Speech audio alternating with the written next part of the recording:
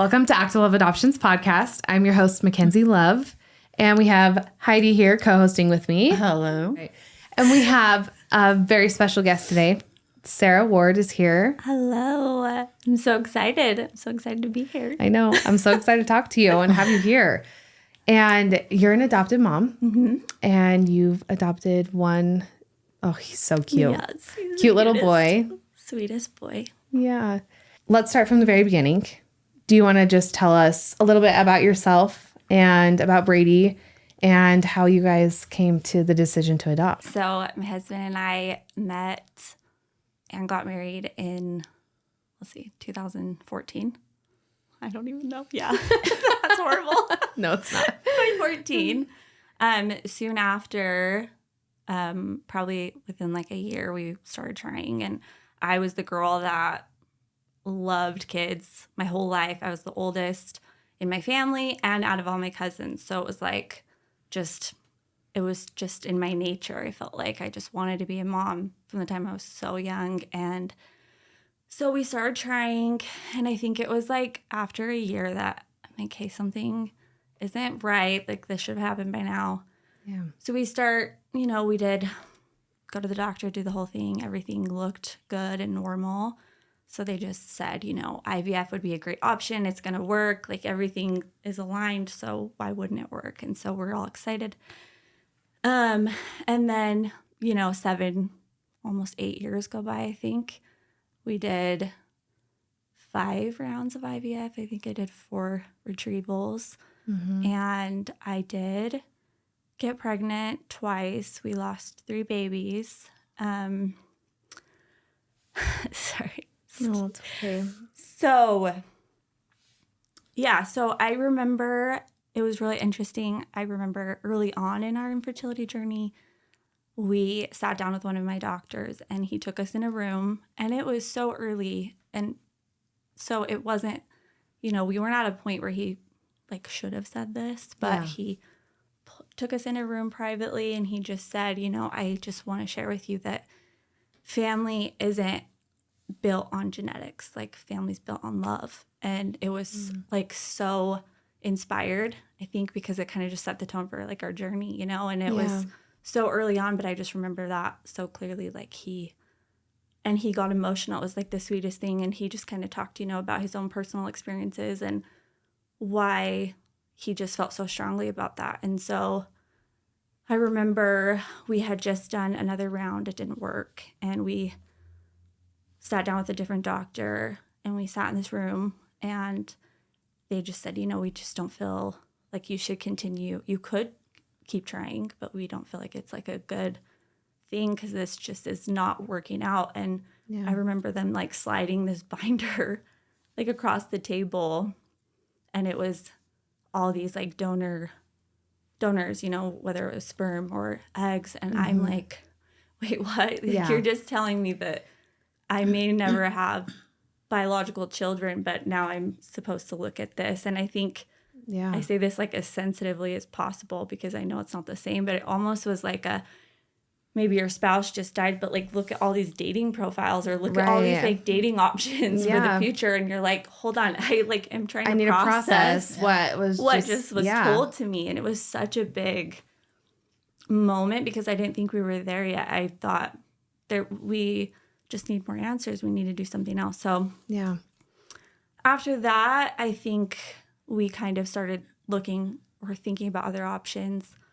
And I was kind of like, maybe we should do donors. We should go down this path and explore this path. And my husband felt like it was weird. And he, at the time, it was just this new thing. And he was open to it. And so we kind of were thinking about that path. And I just remember it being such a like dark time in my life because I didn't know what direction I was going to go. I felt like there was just nothing to look forward to because I didn't know what path to take. And, we're religious and I just wanted to feel like some kind of peace in my life at that time. I just wanted to feel anything like any joy. And so, we went to the temple because that's just a place where I've been able to feel some type of peace, even if it was just for a minute. I'm like, I just need something.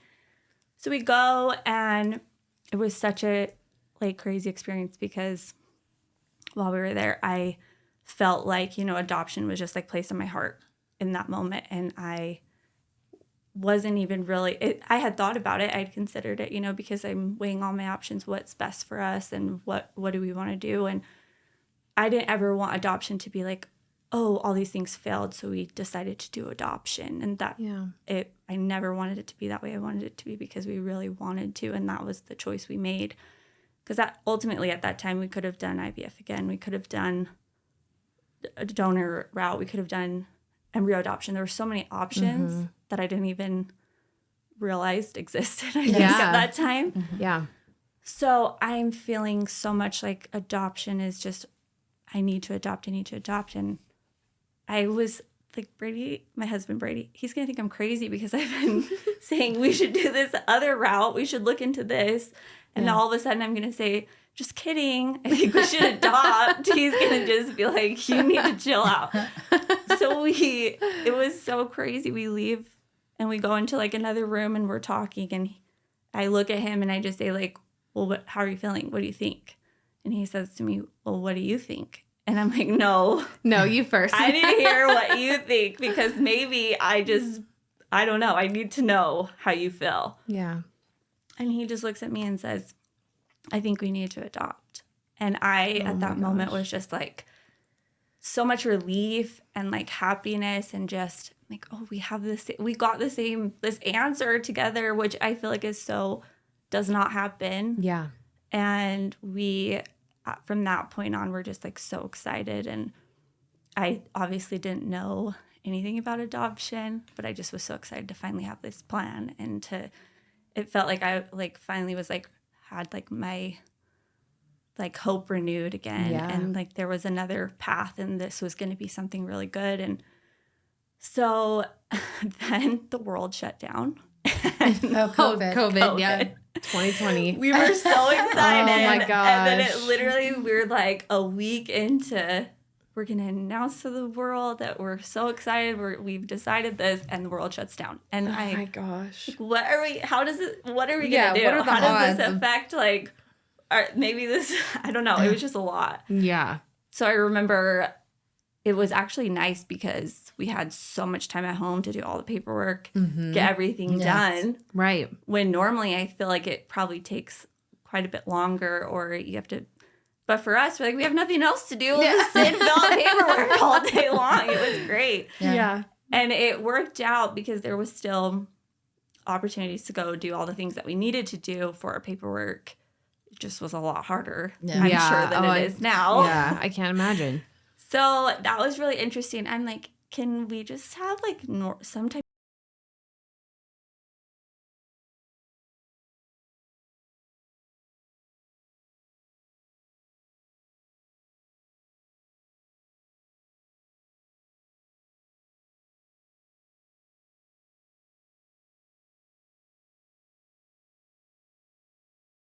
like so grateful for all of the people, like even strangers, you know, that were so kind to us and so supportive that I felt like, you know, maybe they can help us, you know, spread the word, and they can actually, because I feel like a lot of times people want to help you, but they don't know how. And right. Like, well, just share it. Like, whatever, tell your neighbor, whoever, like, and so the first experience that I had, there was a woman who had shared on Facebook that she was hoping to place her baby, and it just went viral. She was like, here in Utah, we were tagged in it so many times, and which was so grateful for.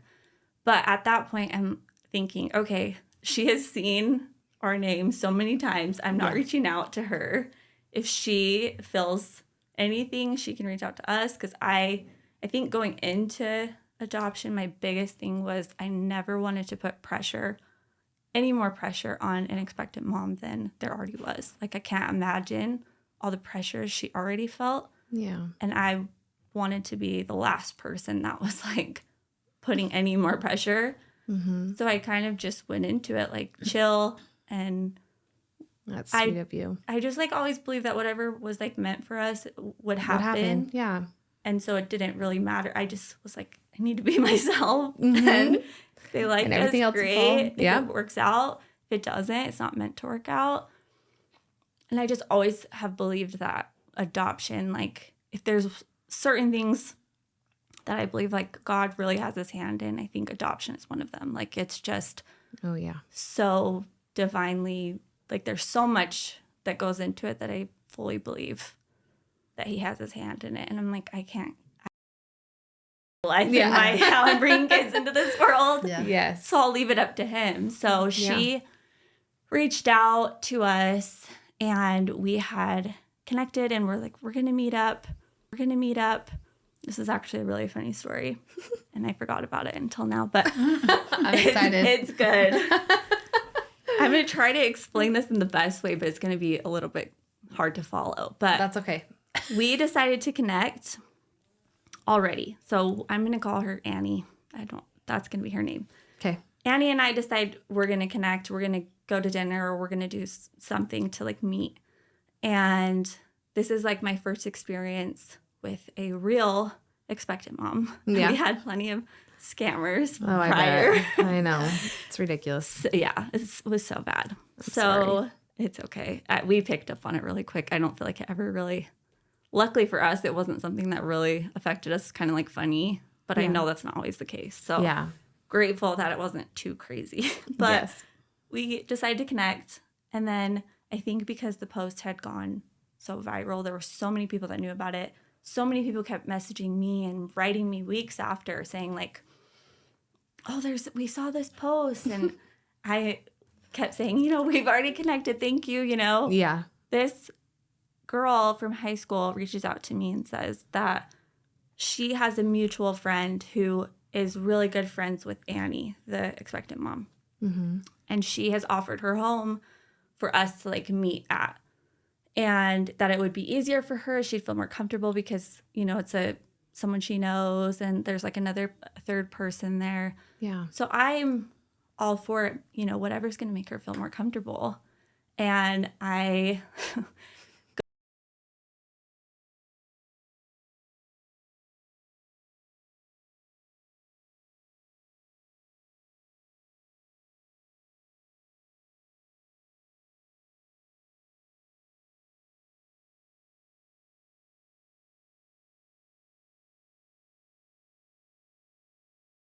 the best. Yes. Yeah.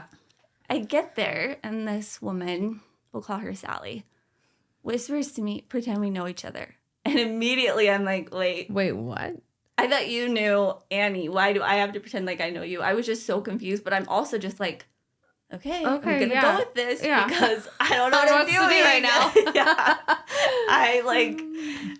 I'm in this. Yeah. So we go in and Annie is just so quiet and it was just awkward. If she was here, she would tell you it was so awkward. Yeah. We weren't really talking. There was like all these kids there.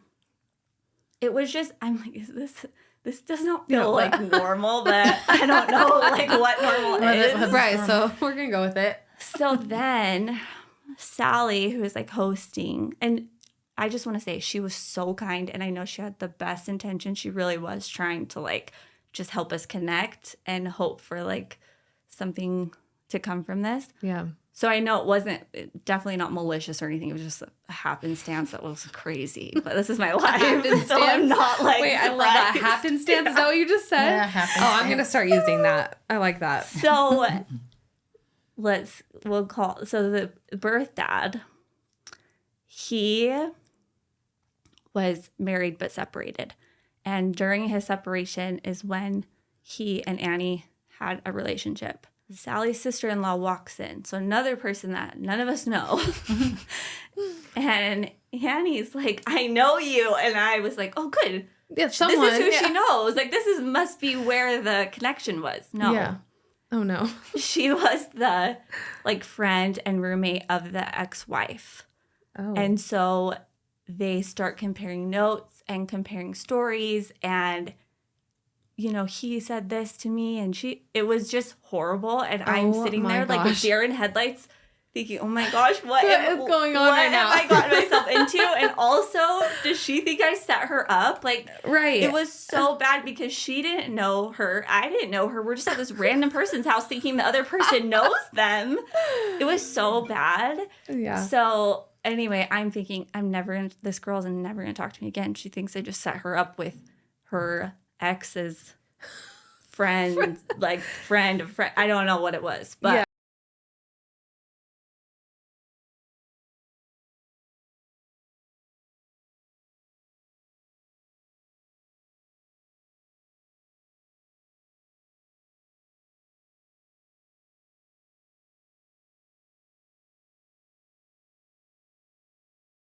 I have no idea who these people are. Yeah. I'm so sorry. I really was just trying to meet you, and I thought I was doing the right thing. I don't know. It was really bad. Yeah. So a week later, she calls me, and I'm shocked to even see her name because I think she's never going to talk to me again. Yeah. And she says, like, do you want to come to my doctor's appointment with me? And I'm like, wait, what? 360 here, like, yeah. or 180, I don't know. But I don't know what it is. My husband's like, no, we're not going in full circle. Yeah. We're going halfway. It was here. almost a full circle. I'm like, very what close. is happening? So anyway, I am like, yeah, of course I would love to go. So I go with her, and it just started this like beautiful like friendship. Like I went to every single doctor's appointment with her. And when I met her, I think she was maybe 8 weeks pregnant. Yeah. I think she was 7 when she shared. It was really early. That is early. Yeah, so we spent her whole pregnancy together, and it was like such a like good experience in so many ways, and we really bonded.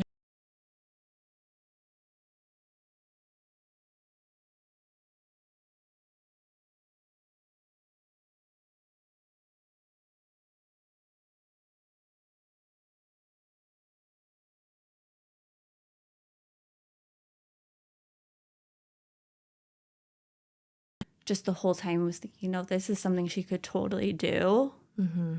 Like she could totally parent this baby and it'd be great.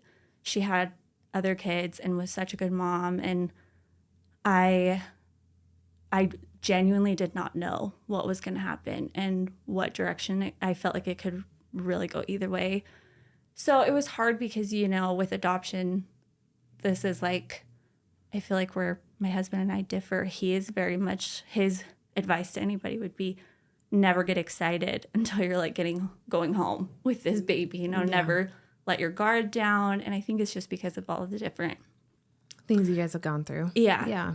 And so he's a lot more guarded, where with me, I think it's just this natural thing that as soon as I hear about like a child, my heart grows and I make room for these kids. And sometimes it doesn't work out. And it's not that that my heart closes back up. It's just there's always like that space for these kids because I feel like it's just something I not that I have to do. It just naturally happens where I just start to love them without knowing where it's going to go. And so it got down to she was getting really close.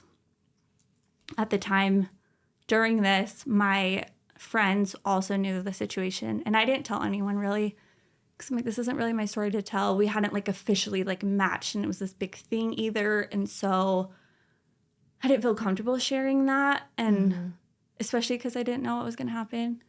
And so my friends were so kind, and they decided, we're going to throw them this fundraiser to help with whatever the future holds, whether it's you adopt this baby, you do IVF again, you continue trying to adopt, whatever it is. And I just am so grateful to all those who donated and helped, because I feel like it was such they didn't know exactly what they were even donating to, but I couldn't say I almost have this potential adoption, but we might do IVF again. So it was blind faith by all of them, but I'm really so grateful that happened. It's crazy because she went into labor, drove herself to the hospital after her water broke. And if you knew her, it's not surprising at all. She's such a strong woman. Yeah. But calls us, and we found out that she had actually tested positive for COVID in the hospital, which meant nobody could come in, nobody could leave. Mm-hmm. So, and to back up a little bit, this will come into play, but she had a friend the whole time I met him really early on. He was like the sweetest, nicest person. And at first I was like, he must really like her. Yeah. Like, I think he has a crush on her because guys are not this nice. But then I realized, no, he's actually just this nice. Yeah. And just the sweetest, so supportive. After doctor's appointments, he was like the first one she called. And it was just this sweet like relationship they had. So she gives birth. I think it was probably a Friday. And we were kind of just like waiting, like, didn't know what was going to happen. And then Saturday was this fundraiser, and it's like high fitness. So I have to go to this event with all these people that are literally there for me to support me. Yeah. Nobody knows what's going on except my really close friends. I have to like go work out for an hour, and they had like worked Which it sounds out. like hell in the first place, but yeah. It was literally like they had like 4 different rooms, and I was rotating between all these rooms so I could like interact with everyone. And I can't even like think right now, and I'm supposed to go do this like a hard workout, which it ended up being such a blessing because I think it kind of distracted me and kept me from just waiting, because that would have been the day that she would have signed relinquishment. And so I went to that, and I was so grateful. And I think just the support and the love like helped me so much in that moment, even though all these people didn't know, what was going on. I was literally finding out hours later, but they had no idea. I didn't think I'd get emotional at this part, but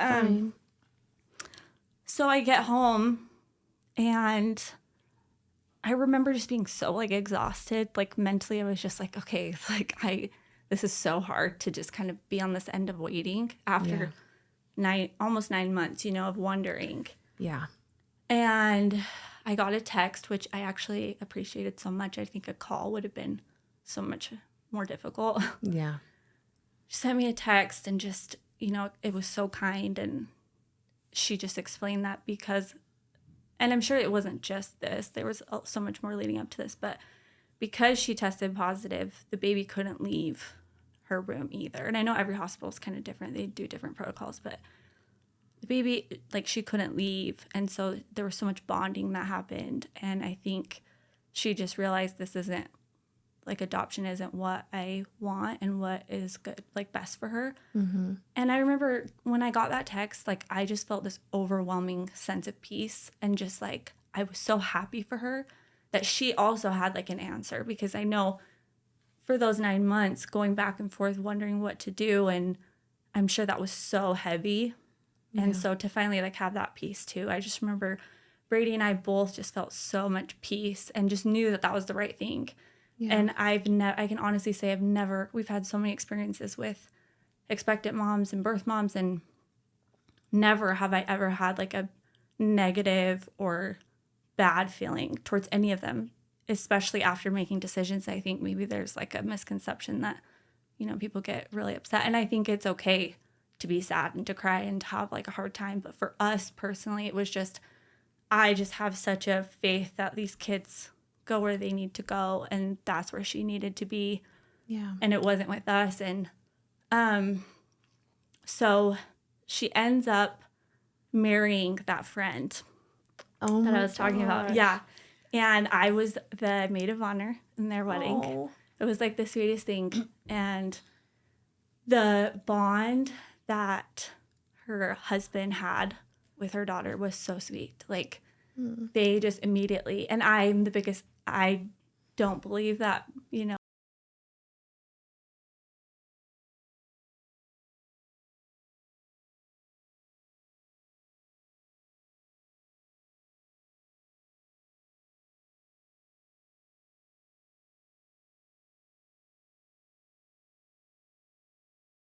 months ago. Sorry. No, you're fine. Take your time. You're good. I know this is hard talking about it. A few months ago, she was actually in an accident and tragically passed away. Oh my gosh. Sorry. Which like brought so many different emotions to me. I can't imagine. Like, just so many, especially because, also like it hit close to home for so many different reasons. Mm-hmm. I also lost my nephew about the same age that she passed. And I was really close with him just because of our infertility struggles. Yeah. So, you know, brought up that there was just, I did feel like a closeness to her just because of the whole experience, you know, even though I never felt like, oh, this was supposed to be my daughter. When I saw her, I didn't feel any type of, I actually remember this. I don't know if I've ever told her, but I remember when she sent us a picture in the hospital. She sent us a picture after she was born. Mm-hmm. And me and Brady both were like, like, I thought that maybe I would feel something, you know? Like, we should feel this, like, oh my goodness, this is our daughter. But I didn't feel that. Yeah. And I, obviously, because she wasn't our daughter, you know, it wasn't what it was supposed to be. But I just remember feeling so many different emotions. And I think one of my best friends also lost a son when he was only like 12 days old. And so seeing all these people I'm close with go through these like horrible, like horrific trials, like losing a young child, I can't like imagine. And knowing what they were about to go through was just so difficult for me. Also knowing that, you know, there's so much ahead and this is just such a hard thing, but I'm just so grateful that they have each other. They're amazing. It's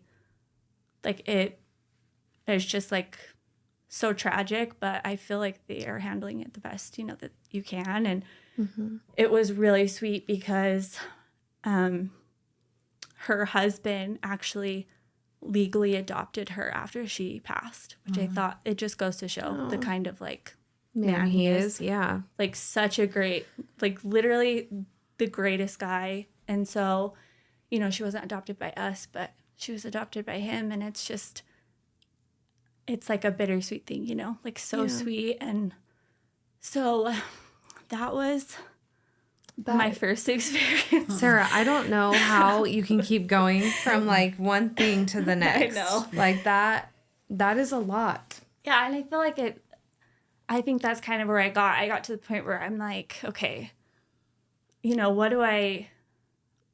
how many hits can one take, I guess, you know? And I always tried to find the positive and like really tried to find the good that was my whole thing. If I could give anybody advice in any hard trial, is like find the good, even if it doesn't feel good. Yeah. There is like a good thing, like even if it's, oh, I didn't get in a car wreck today, that was my good, you know what? Yeah. And I so many times would tell Brady, I just want to feel like joy without trying. Like I want that like giddy happiness without looking for the happiness. It's, you know, and I know life isn't always like that, but after my experience with her, I feel like just kind of not burnt out. I'm not sure like the right word, but maybe just numb. Yeah. I feel like I needed like something else. Yeah. And I was like thinking maybe adoption isn't what we're supposed to do. I don't know. Yeah.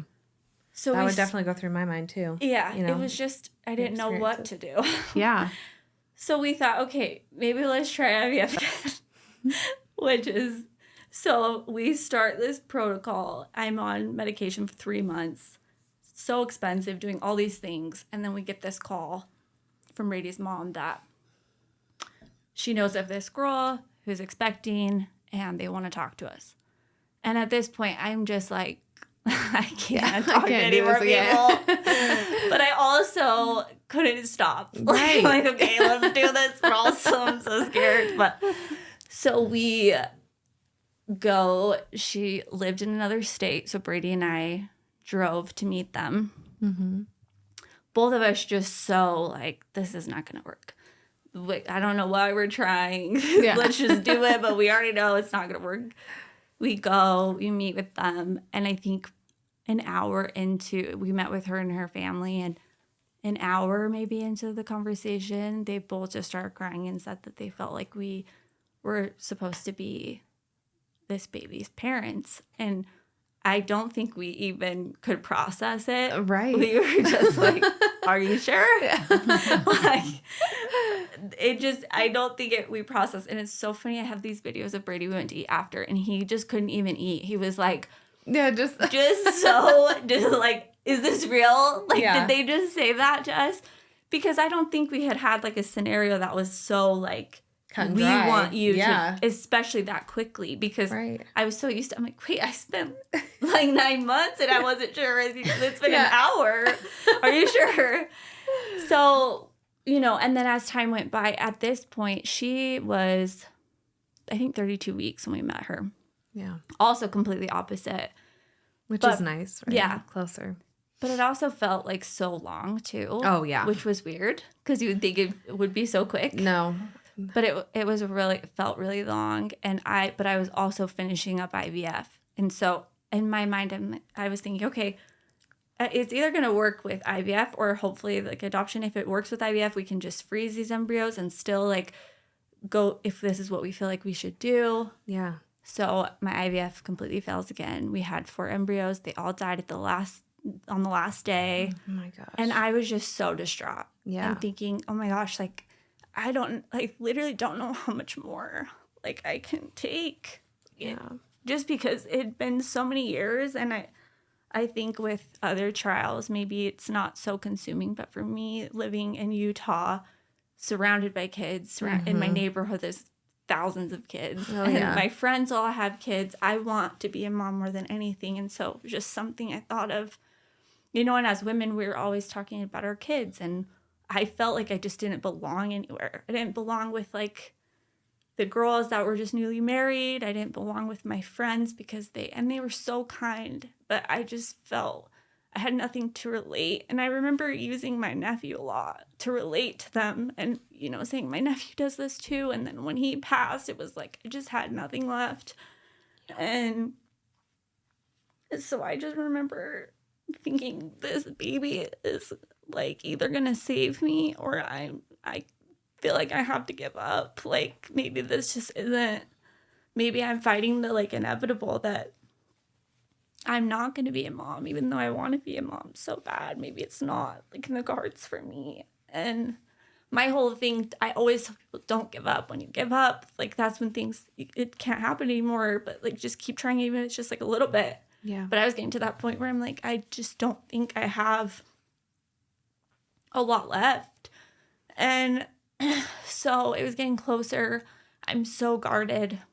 And but I'm also just like praying that this is like what is right for us and that it's what's right for just everyone involved. And his birth family is so amazing. They invited us to be in the hospital, and Brady, because of COVID at the time, he couldn't be in the room. But the hospital was actually really sweet and said that, once baby started to like come, he could stand in the hall and they would open the door so that he could hear, which I thought was so sweet. And Brady will always say, I don't want to be in like a room anyway, so it's okay. He's not good with any of that. So he's like, even if it was you, like, I don't think it could be in that room. So she goes into labor in the middle of the night. They call us. We drive. We have like a pretty far drive. We get there. They're asleep in the hospital parking lot. So Brady sleeps, and I'm thinking, how are you How are you guys sleeping? I'm literally wide awake, just on my phone. Like, it's like 3 o'clock in the morning. I'm just looking over at them, like, are you guys awake yet? Should we go in? Like, what? Why are you sleeping? What's the plan? You can sleep inside. Like, there's a bed. It's more comfortable. Let's go. Finally, I think we got there at 2 in the morning. I think finally at 5, we start going in. They start the process, and she didn't deliver him until I think it was around 8 that night. There was like a couple scares, and they had to stop. His like heart rate kept dropping, so they had to like give medication so that she would stop laboring. Yeah. So it kind of would set things back, and she was so amazing. She like, I feel like had such a hard labor. She would push and then throw up and then push and throw up. It was so bad. I felt horrible, but I feel like in those moments, I just admired her so much, and my love for her just grew so much more because there's such a sacrifice, and it's so hard, and physically, mentally, all these different things, and the hospital, so, well, I'll get back to that. So he finally and I remember her saying, like, is he even going to come out? Like, are you sure that this is, like, is he going to come out? Finally, he comes out, and it was like the craziest thing because the second he was out, I think I like even like gasped, like an audible, like there was just this, I was so connected to him immediately. And it was like this bond, like I knew him, which was so like crazy. And I remember just this connection with him so quickly after. I remember like bringing him over. They like, cleaned him up. I brought him over to meet his birth mom and like birth grandma were there. And it was such a sweet moment. And she had asked her mom and me to cut his umbilical cord. Oh my So it was like such a sweet thing and such a experience that I'm so grateful for because I know it's not always that way. And I also, you know, if that's not what they wanted, I would totally respect that too because it is their time. And I know it's not always like that. And so I was super grateful to be a part of that and to experience that with them. And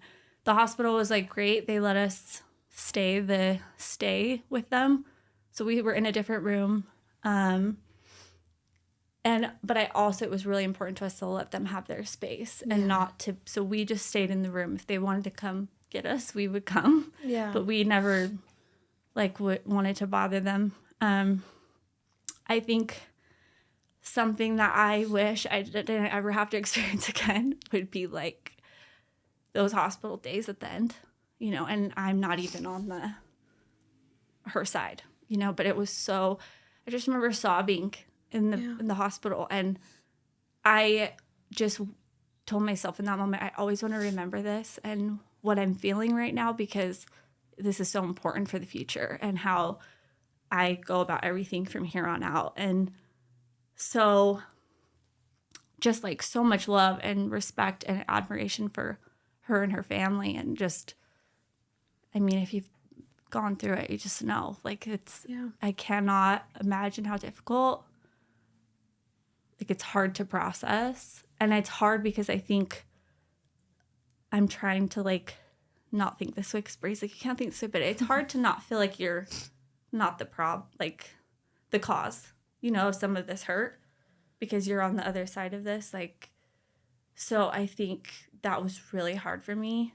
Yeah. Because I never wanted anyone to hurt, especially like I didn't want her to hurt, but there wasn't a way to do this, so that I just hated it, to be honest. Well, yeah. And as a birth mom, like I have gone through it and it is hard. Yeah. But I will say from like my perspective, in fact, Allison, the first podcast that we did, she said, we all come from hurt places. Like all three parties are coming from hard times.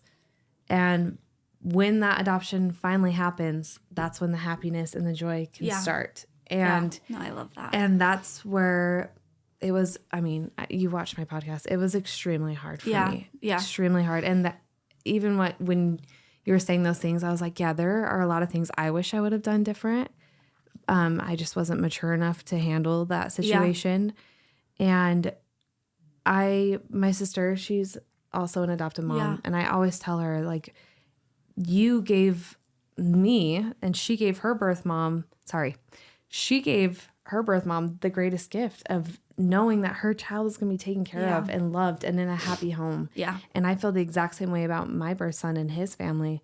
Like, I know he's where he's supposed to be. And it was my decision, you know, it was my decision to get myself into that position in the first place. And sorry, I'm trying not to be dirty. Put myself in that spot. Yeah. And, you know, and so I think of adoptive parents as huge blessings. Yeah. And I think so sweet. No, I mean that. And just everything that you've gone through and like listening to you, I'm just like in awe. Like I can't imagine how strong you were during all of those hard times. Like I'm sure it was just day after day of just like heartbreak and just being sad. And, you know, I've been there, but in a whole different scenario. Yeah. And so I just admire you for pushing through, because now you have this beautiful little boy and it was all worth it. Yeah. And I think that's what I would tell anyone. You know, you have to keep trying, because eventually in scenarios like this, you know, there is joy on the other side of that. And I held on to that. I'm like, there's got to be something so good on the end of this. Right. Like, for everything I'm going through. It's going to be so great. And yes. I like the joy and the like, he has just saved me in so many ways. And like the love that I have for him, it's like, there was like another podcast you guys did, and one of the adoptive moms said like it's a magical love, and I'm like that is the most perfect way to describe it.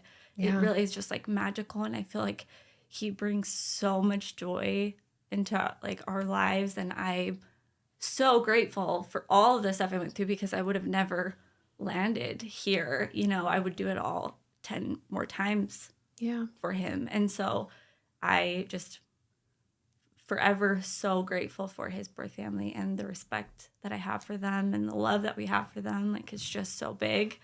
And yeah, it's been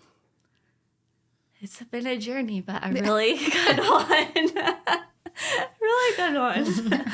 Really good one. Now that you're on the other side. Well, Yes. Now that I'm on the other side, for sure, because it was hard for me to hear.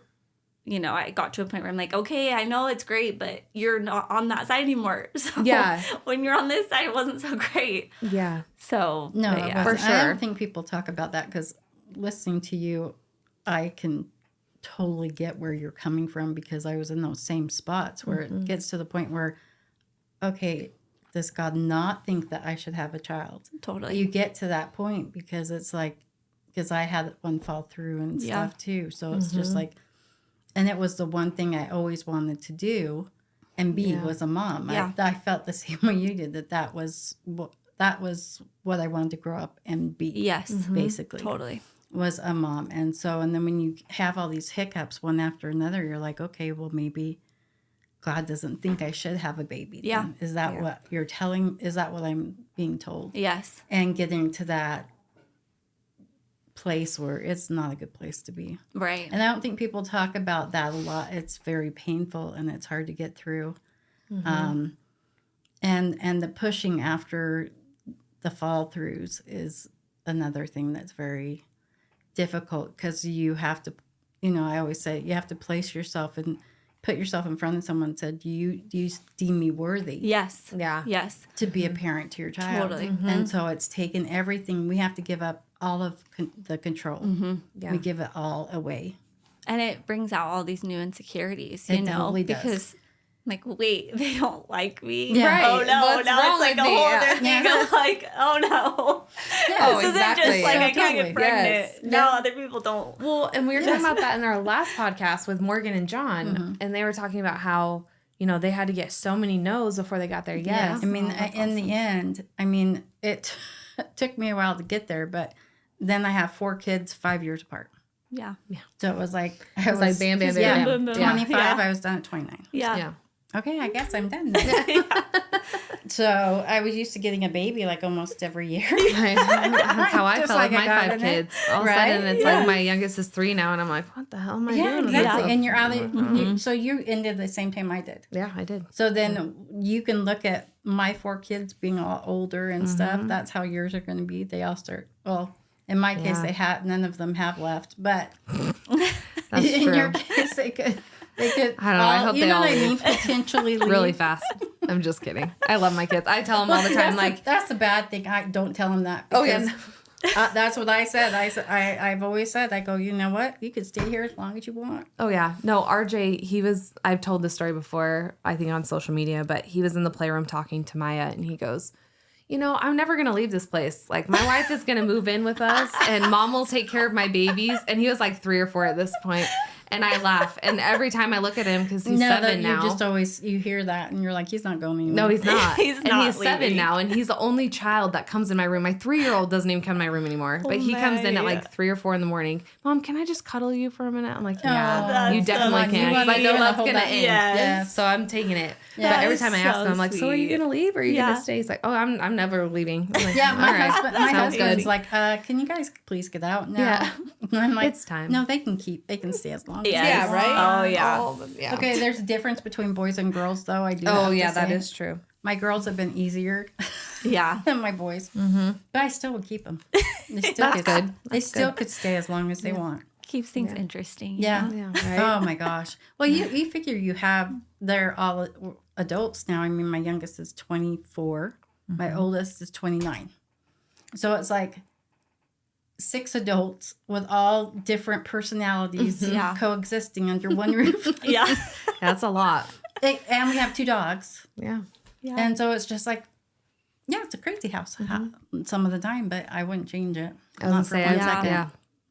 Not for 1 second. And I like how you said, going through all of the process, if we change one thing, then that would give us a different result. Exactly. And that's why we say that we would be willing to go through it as many times as we need to in order to get that end result, to get our child Yeah. and, to come to us. So, Yeah. I would do it a million times. And I think it brings like such a different perspective too, because I was just talking to another friend the other day, and I'm in like the thick of it right now because he's like toddler, so messy. He's a boy into everything. I'm cleaning one mess. I turn around, he's already made like a huge other one. Oh yeah. And I just told her, I know what it's like to have a really clean house, and it's not that great, compared to a messy house. And I would take that every day. And I think my husband and I just have such a greater appreciation for him than, not that we wouldn't feel the same way if I gave birth to him 9 years ago. Yeah. But I just feel like I know for a fact that I probably appreciate a lot of things more than I would have if because you worked very hard. Yes. Oh, yeah. I remember the first big bag of diapers. I was so proud of it. I'm like, Brady, take a picture of me. Look at all my diapers. And now I'm like, oh my gosh. That's so cute. We're going to potty train you soon. But it was just, I was so grateful. Every little thing because I know the other side of it. Yeah. And I'm really grateful for those trials because it brought just a better, and I feel like you just have more empathy towards others when they're going through something hard, more. And so I'm grateful for the trials, and it's hard, but worth it. And the gift you were given. Yeah. Well, that's a great perspective too, just for moms in general, because I feel like there are days that go by that I'm just like so annoyed and just like so overstimulated. Then I'll go to bed and everyone's asleep and the house is quiet. And I'm like, I can't handle the quiet. I should have hugged him more, kissed him more, and not let him, I should have let him cry over that spilled milk. I should have just allowed it. Yes. And so I think that's also, for me, that's something I'm taking today, is just cherish every day with your kids. Yeah, because when people say it goes by in the blink of an eye. It really does. I'm on the other end of it, and I can tell you it definitely does. For sure. I mean, we talk about all the time wanting to turn the clock back. I'm like, my husband's like, can you just go back to when you were babies? And I'm like, well, that's not fair to them. Yeah. For one. But it'd be nice. But it would be nice. Yeah. Yes. Oh, yeah. It would be nice. Wish you could just stop time and keep them just little and sweet, and when they just love you. I know. My 7-year-old walked in. That's the part that you're right there, that they still love you. Yeah. I know. I'm so scared. No, I know. I'm like, I was the worst teenager. I was like, I'm not ready. I know it's coming for me. I know it is. I barely survived it. Yeah. Sometimes I don't know if I can survive now, and they're in their 20s. So. Yeah, see, and I don't want to talk about that. It's just going to put me in a dark place right now. Well, but the thing is that even like you said, going through it, you wouldn't change it. No. And so we get through it. Yeah. You know what I mean? And for sure. They're my children, so I will get through it with them. Totally. Whatever happens, whatever goes on in their lives, I'll nag them as much as I can, or if they need me to. Yeah. That's what we are there for. Totally. I think, too, like every stage, there's so many hard aspects, but then there's all this joy, too. Yes. Oh, yeah. And so I make up for it. I just keep thinking that. I'm like, okay, when it's hard and they're older, there's going to be a lot of joy, too, hopefully. Right, yeah. Like, there's got to be good, right? I know. My sister Shannon, her kids are already having, she's like on her 3rd grandbaby, wants to do anytime. That's crazy. I have none. Not one. And none of my kids are dating.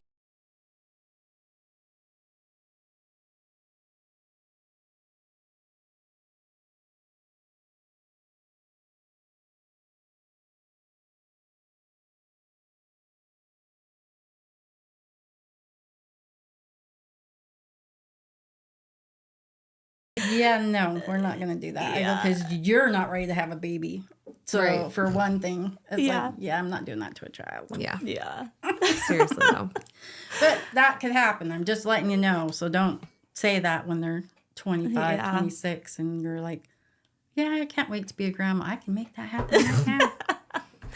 I'm like, I know you probably could, but I don't want you to. Yeah. Yeah. Yeah. Yes. Well, Sarah, thank you for sharing your story. Yes, of course. Is there anything that you would like to close with, or any advice that you would have for people who are, looking to adopt or in the process of adopting?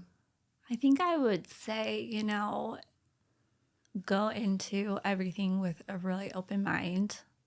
Make sure that you do as much research and educate yourself as much as you can, because Brady and I, before we got into adoption, when we first decided, we were like, oh, for sure closed. We're not doing open adoption. That's crazy. Yep. And we started doing our education. I'm like, oh, wait, no, that was wrong. We don't want that. So, but if I wouldn't have done any, I don't know what I would have done, but I definitely didn't have that on the brain. Yeah. So I think just go in open-minded. Also just know that the right time, the right baby, everything will fall into place. You can't force anything. Mm-hmm. So just kind of go in and positively, and like Brady would say, keep your heart guarded, because I think it is important to have realistic expectations but also keep your heart open, because I think it's harder for women to be guarded. For sure. Oh yeah. He would tell me, he's like, you're getting too excited. I'm like, I can't help it. Yeah, I think that's a little bit harder for sure, especially when you're trying to be a mom. For sure. And any scenario you're so excited about. Yeah. So I think just making sure that and also I think that making sure it feels right for you too. I think that there's this misconception that every adoptive family is just ready. Okay, any baby, it needs to feel right on both sides, and I think that's really important. I love that advice. So yeah, I think that's just stay positive and look for the good, because there's always good. Yes. Yeah. Stay positive. It's very good. Yeah. And that you will get no's before you get yeses. For sure. Yep. And I think just to look at the no's as, okay, I'm one step closer. Mm-hmm. Yes. I love that. That's a really great. good. Yeah. Yes. Mm-hmm. That's really good advice. Yeah. So, yes. No's aren't always a bad thing. They're not. Because you're getting closer and closer. Yeah. But you're closer. To your, closer to your match. Yeah. Totally. Yeah. Yes. Your birth mom and your baby. Right? Yeah. Mm-hmm. Yeah. Well, thank you so much, Sarah. Yes, of course. I'm so happy I could come. Yes. Thank you for having me.